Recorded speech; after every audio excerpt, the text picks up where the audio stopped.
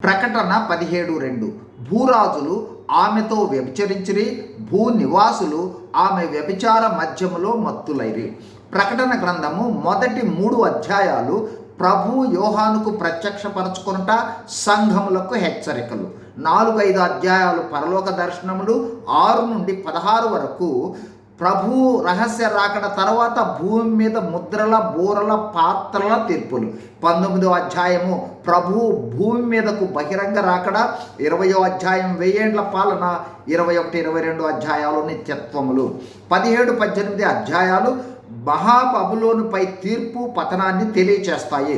ఇప్పుడు 17వ అధ్యాయము మతపరమైన మహాబబులోను పతనమును గురించి తెలియచేస్తుంది.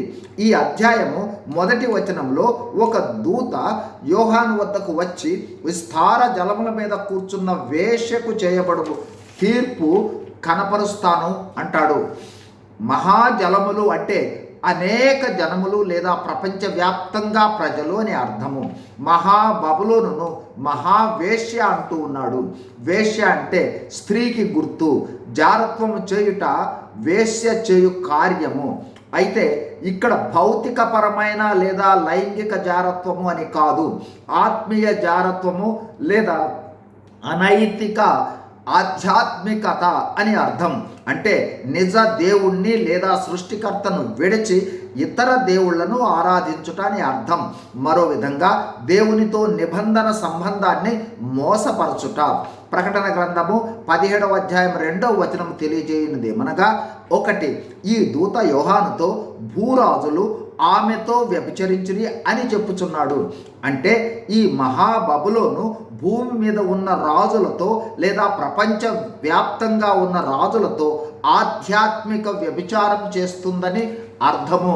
అంటే భూరాజులు, రాజకీయ నాయకులు ఈ ఆధ్యాత్మిక అవినీతి అంటే మతపరమైన అవినీతి గల మతపరమైన బబులోనుతో అనేక కారణాల వల్ల జత కడతారు. అంటే ఈ స్థితి ప్రపంచం అంతా ఉంటుంది. ఈ మహాబబులోనుతో రాజీపడి సృష్టికర్తను, నిజదేవుణ్ణి విడిచి ఇతర దేవుళ్లను ఏర్పరచుకొని వారిని ఆరాధించేవారుగా ఉంటారు. 2 భూనివాసులు కూడా ఈ అనైతిక అవినీతిమయమైన ఆధ్యాత్మికత చేత మోహింపబడి ఆ తప్పుడు సిద్ధాంతాలు, బోధలు, అభ్యాసాల మత్తులో ఉంటారు.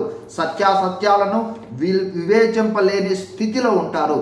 అందుచేతనే భూనివాసులు ఆమె వ్యభిచార మధ్యములో మత్తులైరి అని వ్రాయబడి ఉంది. మిగిలిన వివరాలను తర్వాత వీడియోలో చూద్దాం.